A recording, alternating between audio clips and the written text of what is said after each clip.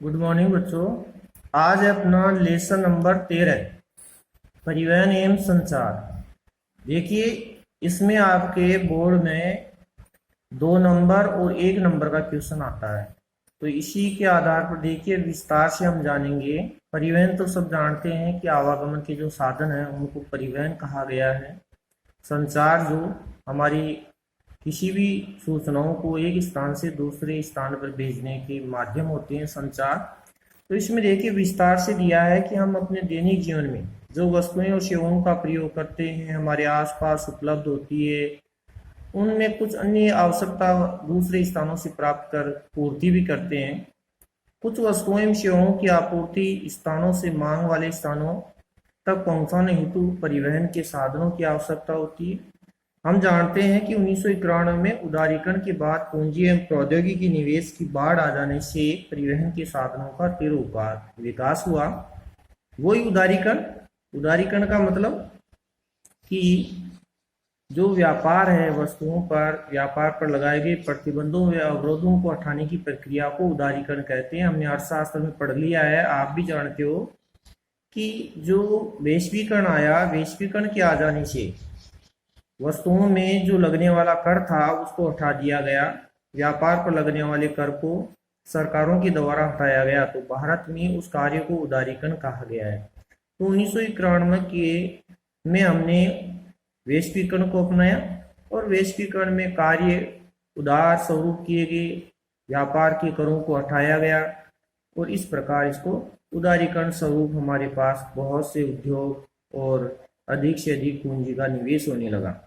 अब देखिए आर्थिक विकास, हमने जाना है विकास के बारे में। आर्थिक विकास जिसमें किसी न किसी प्रकार से हमने अर्थशास्त्र में पढ़ा है कि जो विकास होता है उसमें आर्थिक क्रियाओं के साथ साथ सामाजिक राजनीतिक क्रियाओं के भी विकास होना चाहिए, उसको आर्थिक विकास का पहलू बताया गया है। तो हमारी इस आधारभूत संरचना की महत्वपूर्ण भूमिका होती है। तो आधारभूत संरचना, जो क्षेत्र समृद्ध होते हैं उनमें विकास की गति तीव्र होती है। आधारभूत संरचना हमारा आधार, जैसे मान लो किसी प्रकार से शिक्षा, स्वास्थ्य, बिजली और परिवहन के साधन, इन संचार के साधन, ये आधार स्वरूप बताए गए हैं। तो इनके जिस देश में ये आधार जो अधिक मजबूत होते हैं वो देश उतना ही विकास करता है। तो हमारे भारत में भी आधारभूत संरचना के 2 भागों में विभाजित किया है। एक तो है आधारभूत ढांचागत संरचना। इस ढांचागत संरचना में देखिए देश के विकास के लिए साधनों का होना जरूरी है, जिसमें कहा गया परिवहन कि एक स्थान से दूसरे स्थान पर वस्तुओं को ले जाना परिवहन के अंतर्गत आता है। विद्युत बिजली है, संचार है, सूचनाओं को आदान प्रदान करना सम्मिलित किया जाता है। आधारभूत संरचना का दूसरा भाग है आधारभूत सामाजिक संरचना। अब सामाजिक संरचना में देखिए समाज में जो किसी न किसी प्रकार से असमानताएं होती है तो समाज मजबूत नहीं होता है, किंतु समाज की संरचना तभी मजबूत होती है कि सामाजिक भेदभाव से दूर हट करके लोग सब में समानता की आस्था रखते हैं, तब देश का सामाजिक संरचना मजबूत होती है। इसमें प्रमुख रूप से मानव संसाधन विकास को शामिल किया गया है। बहुत समय तक व्यापार तथा परिवहन सुविधा एक क्षेत्र तक सीमित थी। विज्ञान तथा प्रौद्योगिकी के विकास में व्यापार एवं परिवहन के प्रभाव क्षेत्र में वृद्धि होने से विश्व में प्रत्येक कोने कोने पर पहुंचना संभव हो गया। कि जैसे हमने सुना है कि प्राचीन काल में कोई यात्राएं करते थे उसमें बहुत समय लग जाता था, क्योंकि हमारे पास आने जाने के लिए साधन नहीं थे, परिवहन के साधनों की कमी थी। तो लोग पैदल यात्राएं करते थे, तीर्थ पर भी जाते थे तो पैदल यात्राएं करते थे। किंतु आज साधन अधिक हो जाने के कारण से हम बहुत से जो भी यात्राएं हैं, चाहे तीर्थ यात्रा हो, घूमने का कोई प्रोग्राम हो, वो जल्दी से ही हो जाते हैं। तो परिवहन का यह विकास संचार साधनों के विकास की सहायता से संभव हो सका है। इसलिए परिवहन संचार एवं व्यापार एक दूसरे के पूरक हैं, क्योंकि देश के विकास के लिए इन तीनों का होना जरूरी है। साधन भी होने चाहिए, संचार सूचनाएं भी आदान प्रदान होनी चाहिए, व्यापार जो वस्तुओं का आदान प्रदान होता है, क्रय विक्रय होता है, उसको व्यापार कहा जाता है। इसी तरह से भारत आज अपने विशाल आकार क्योंकि भूभाग बड़ा है, विविधताएं भिन्नताएं हैं, भाषा का सामाजिक एवं सांस्कृतिक बहुलता के बावजूद संसार में सभी क्षेत्रों में सुचारू रूप से जुड़ा हुआ है। हमने पढ़ा है इतिहास में, हम जानेंगे कि भारत को विश्व गुरु कहा जाता है, कि भारत के पास जो संचार की सुविधाएं थी या कोई न कोई तकनीक थी, तब भारत को विश्व में जाना जाता था। जैसे आपने सुना होगा कि हमारे यहाँ आर्यभट्ट महान गणितज्ञ हुए तो विश्व में प्रसिद्ध हुए।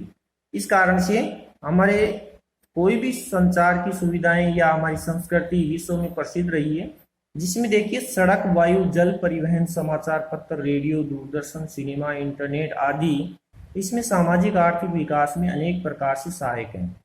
परिवहन और संचार के माध्यम से अंतर्राष्ट्रीय व्यापार ने अर्थव्यवस्था को जीवन शक्ति दी है कि परिवहन के साधन बढ़े और संचार की सूचनाओं का आदान प्रदान हुआ तो हमारा अंतर्राष्ट्रीय व्यापार बढ़ा। क्योंकि देखिए आपको सबको पता है व्यापार महत्वपूर्ण होता है, व्यापार की परिभाषा जानना जरूरी है।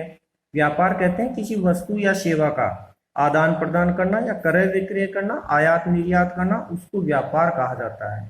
अब देखिए व्यापार के दो घटक होते हैं, आयात और निर्यात। व्यापार के प्रकार देखिए 3 प्रकार के होते हैं व्यापार, जिसमें स्थानीय व्यापार, राष्ट्रीय व्यापार और अंतर्राष्ट्रीय व्यापार। गौर कीजिएगा, मैंने 3 प्रकार बताए हैं, तो आप जानिए।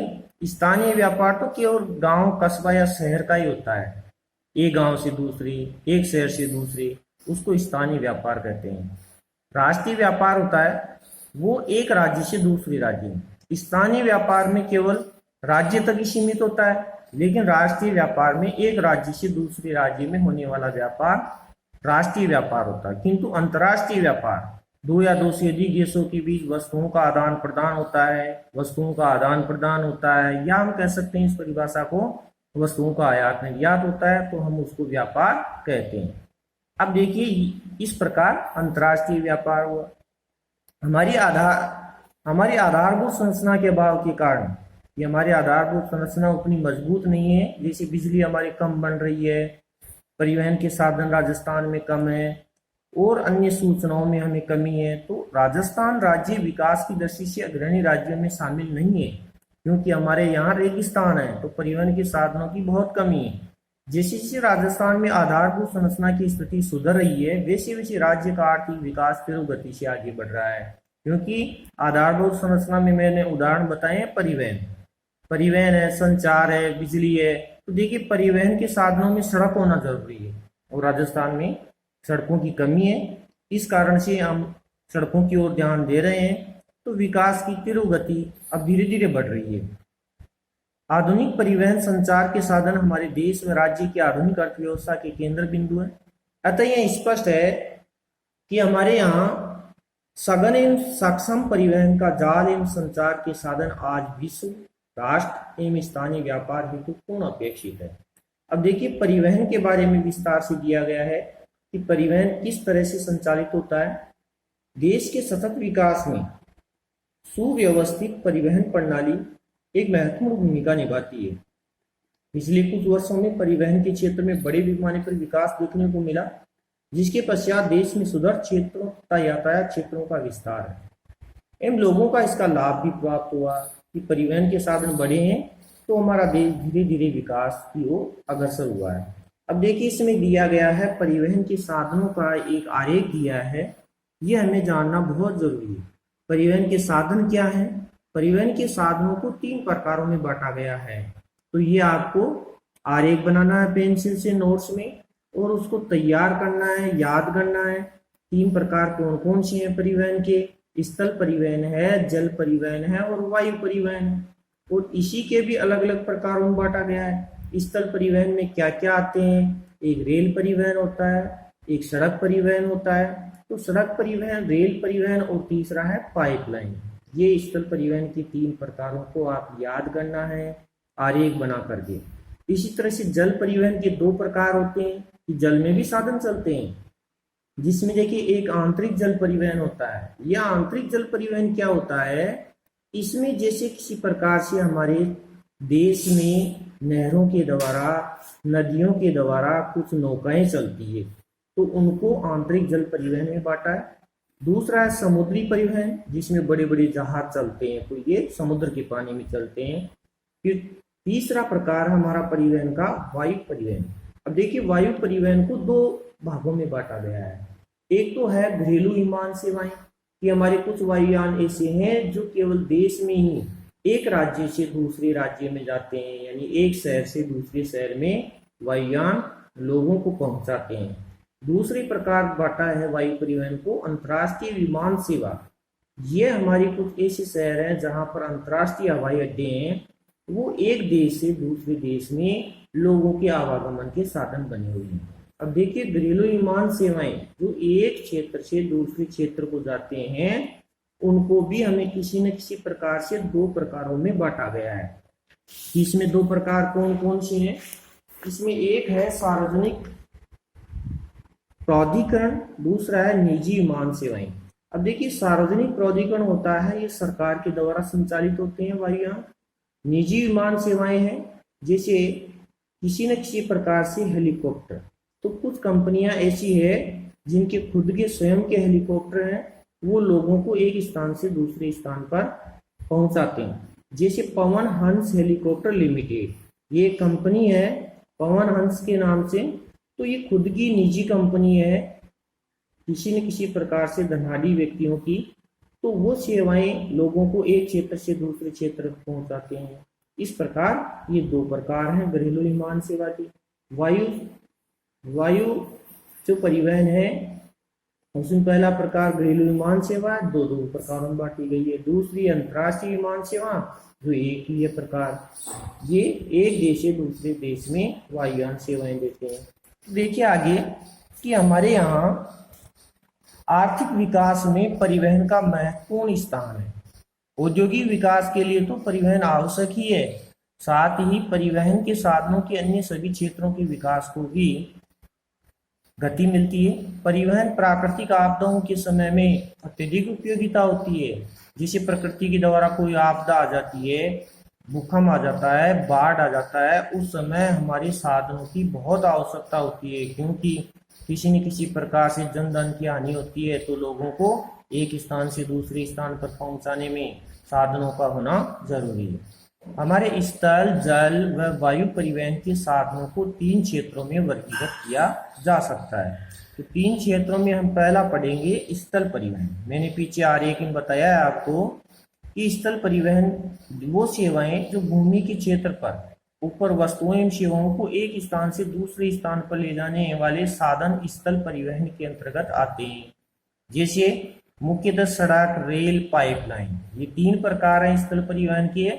जो भूमि के ऊपर साधन एक किसी भी वस्तु को एक स्थान से दूसरे स्थान पर ले जाते हैं, उसको स्थल परिवहन कहा गया है। जिसमें देखिए पहला प्रकार है सड़क परिवहन।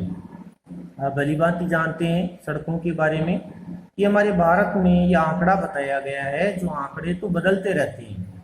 3.3 लाख किलोमीटर तक सड़कों का एक विशाल जाल है, जो विश्व में दूसरा सबसे बड़ा है। हमारे विश्व में दूसरा स्थान रखता है सड़कों की लंबाई का। परिवहन के क्षेत्र में सड़कों का स्थान अग्रणी है। इस सड़क हमारे लिए बहुत ही महत्वपूर्ण है। वर्तमान अनुमान के अनुसार यहाँ सड़क परिवहन में लगभग 65% माल ढोया जाता है और 80% यात्री इस सड़क के द्वारा यात्रा करते हैं। अब देखिए सड़कों पर यातायात प्रतिवर्ष 7% से 10% की दर से बढ़ रहा है, जबकि वाहनों की संख्या में वृद्धि दर विगत कुछ वर्षों में 12% ही है। सड़क परिवहन ने भारत के सामाजिक एवं आर्थिक विकास में महत्वपूर्ण भूमिका निभाई है। कम एवं मध्यम दूरी तय करने के लिए यातायात का सर्वाधिक सुगम एवं सस्ता साधन है। कि हमें कोई छोटी दूरी तय करनी है तो हमें सबसे सरल और सुगम प्रमुखतः सड़क परिवहन ही है। वास्तव में ये सेवा परिवहन में अन्य साधनों की सहायक है, क्योंकि इसकी विश्वसनीयता, शीघ्रता, लचीलापन, द्वार तक प्रदान की जाने वाली सुविधा महत्वपूर्ण भूमिका निभाती है। भारत में भौतिक विशेषताओं के कारण रेल परिवहन की सीमा तक ही किया जा सकता है, अतः सड़कों का महत्व अपने आप ही बढ़ जाता है। देखिए मार्च का आंकड़ा बताया गया है कि भारत में मार्च 2015 में सड़कों की कुल लंबाई बढ़कर 54,72,000 किलोमीटर हो गई है। इनमें राष्ट्रीय राजमार्ग, राज्य मार्ग, मुख्य जिला सड़कें, अन्य जिला और ग्रामीण सड़कें शामिल हैं। देखिए, राष्ट्रीय राजमार्ग में एकल लेन, मानक 2 लेन और 4 लेन तथा उससे भी ज्यादा चौड़ी सड़कें हैं। तो हमारे राष्ट्रीय राजमार्ग में अलग अलग लाइनों की सड़कों का भी निर्माण किया गया है। रेल परिवहन की अपेक्षा सड़क परिवहन की बढ़ती महत्ता निम्न प्रकार है। ये वेरी मोस्ट है, वेरी मोस्ट है, बोर्ड में कई बार आ चुका है कि हमारी रेल परिवहन की अपेक्षा सड़क परिवहन का महत्व क्यों बढ़ रहा है। हम सामान्यतः एक मौखिक बात है कि हम इसमें बता सकते हैं महत्वपूर्ण क्यों है, क्योंकि रेल परिवहन को बनाने में अधिक से अधिक लागत आती है। रेल परिवहन में लागत के साथ साथ आपको पता है इसमें खर्चा ज्यादा आता है। रेल परिवहन सभी लोगों के घरों तक नहीं जाती है। और दूसरी विशेषता यह है कि अपने आप रेल परिवहन में यात्रा तो सुलभ है, किराया सस्ता है, किंतु वह लोगों को एक स्थान से दूसरे स्थान पर पहुंचा ही सकती है, किंतु माल को नहीं पहुंचा सकती। इसलिए सड़क परिवहन का महत्व बढ़ गया है। तो यहाँ हम 4-5 बिंदु दिए गए हैं जिसमें रेल परिवहन कैसे महत्वपूर्ण हुआ। सड़क परिवहन महत्वपूर्ण हुआ है, रेल परिवहन उससे कम महत्वपूर्ण है। जिसे रेलवे लाइन की अपेक्षा सड़कों का निर्माण लागत बहुत कम है कि हम सड़क बनाएंगे तो निर्माण कम लगता है, निर्माण में धन कम लगता है, और रेल लाइन बिछाएंगे तो अधिक धन लगता है। अपेक्षाकृत उबड़ खाबड़ व विचिन्न भूभागों पर सड़कें बनाई जा सकती है कि सड़क का निर्माण किसी भी उबड़ खाबड़ जगह पर किया जा सकता है, जबकि रेल परिवहन को पहाड़ों पर नहीं हम चला सकते क्योंकि वह समतल पर ही चल सकता है। अधिक बल प्रवणता, ढाल, पहाड़ी क्षेत्रों में भी सड़कें निर्मित की जा सकती है। इसी तरह से अपेक्षाकृत कम व्यक्तियों, कम दूरी व कम वस्तुओं में परिवहन में सड़कें मितव्ययी है। अगर किसी व्यक्ति को थोड़ी दूर के लिए जाना है तो वहां सड़क ही उसके लिए महत्वपूर्ण होती है। रेल परिवहन उसको कम दूरी तक नहीं छोड़ सकता या वहां नहीं जा सकता। यह घर घर सेवाएं उपलब्ध कराती है क्योंकि प्रत्येक के घरों के सामने से सड़क निकल सकती है, रेल परिवहन नहीं निकल सकता। इसी तरह से सामान चढ़ाने और उतारने की लागत अन्य परिवहन साधनों की अपेक्षा कम लगती है। सड़क परिवहन अन्य सभी परिवहन साधनों के उपयोग में एक कड़ी के रूप में कार्य करता है। ये जोड़ने का काम करता है, अन्य परिवहन को सबको जोड़ता है सड़क परिवहन। जैसे सड़क जो है, जो हमारी जितने भी बंदरगाह है तो जल परिवहन को जोड़ने का काम करती है, बंदरगाह से सड़कें जुड़ी हुई रहती है। रेल परिवहन के या रेलवे स्टेशन है उनसे भी सड़कें जुड़ी हुई रहती है, तो जोड़ने का काम सड़कें करती है। जैसे सड़कें रेल स्टेशन, वायु व समुद्री पथों को जोड़ती है। अब देखिए महानगर, हमारे भारत में 4 ही महानगर हैं। ये बहुत ही महत्वपूर्ण सामान्य मौखिक सवाल है, क्वेश्चन है। महानगर 4 ही हैं, दिल्ली, कलकत्ता, बम्बई और चेन्नई। तो दिल्ली, कलकत्ता, बम्बई और चेन्नई, ये 4 महानगर देश के सबसे बड़े शहर हैं। बड़े शहर सामान्यतः रेल और वायु यातायात से जुड़े होते हैं, किंतु गांवों के परिवहन का मुख्य साधन सड़कें ही है। अगर गांवों को एक स्थान से दूसरे स्थान पर जाना है तो सड़कों के द्वारा ही अधिक महत्वपूर्ण है। सड़कें परिवहन के क्षेत्र में मानव शरीर में धमनियों शिराओं की बाती है। ये कहा गया है सड़क को कि जिस तरह से मानव के शरीर में धमनियों और शिराएं होती है, एक दूसरे जहाँ किसी प्रकार से हमारे हृदय से शुद्ध रक्त को एक स्थान से दूसरे स्थान पर ले जाने का काम और अशुद्ध रक्त को एक स्थान से दूसरे स्थान पर ले जाने का काम धमनियों और शिराएं करती है, वैसे ही सड़कें हमारी जाल बनी हुई है। तो इस प्रकार राजस्थान में जनसंख्या का 3/4 भाग गांव में ही बसता है। ये आज भी राजस्थान में 75% लोग गांव में रहते हैं। 3/4 भाग का मतलब हो गया 75%। राज्य के गांव में जहां जहां सड़कें पहुंचती है, समुद्री स्वतः ही नजर आने लगती है। तो सड़कों के विकास के बिना गांव अधूरे दिखते हैं। सड़कों के अभाव में गांवों का सामाजिक व आर्थिक विकास गति नहीं पकड़ पाता है। कहते हैं कि जिस गांव में सड़क बनी हुई रहती है तो उस गांव का विकास अधिक होता है, क्योंकि उसमें आवागमन के साधन आसानी से चलते हैं। राजस्थान की योजनाबद्ध विकास में यातायात विकास पर निवेश में वृद्धि हुई है और विभिन्न पंचवर्षीय योजनाओं में यातायात विकास पर खर्च में उत्तरोत्तर वृद्धि हुई है। वर्तमान में सड़क परिवहन राज्य सरकार का महत्वपूर्ण प्राथमिकता वाला विकास है। भारत में सड़कों की सक्षमता के आधार पर उन्हें निम्न वर्गों में वर्गीकृत किया गया है। तो निम्न वर्ग दिए गए हैं। देखिए सड़कों के इन प्रकारों के बारे में क्या क्या है। पहली है स्वर्ण चतुर्भुज महाराजमार्ग, राष्ट्रीय राजमार्ग, राज्य राजमार्ग, जिला मार्ग, अन्य सड़कें और सीमांत सड़कें। ये हमारे सड़क परिवहन के प्रकार हैं जिनमें सड़कों का वर्गीकरण किया गया है। तो इस प्रकार हमारे ये जो प्रकार हैं जिनके बारे में विस्तार से जानेंगे, इन सड़कों के परिवहन के बारे में महत्वपूर्ण बात बताई गई है। तो इस सड़क परिवहन के जो प्रकार हैं ये भी महत्वपूर्ण है। ये आपको नेक्स्ट दिन में विस्तार से बताया जाएगा। आज के लिए इतना ही। थैंक यू, धन्यवाद।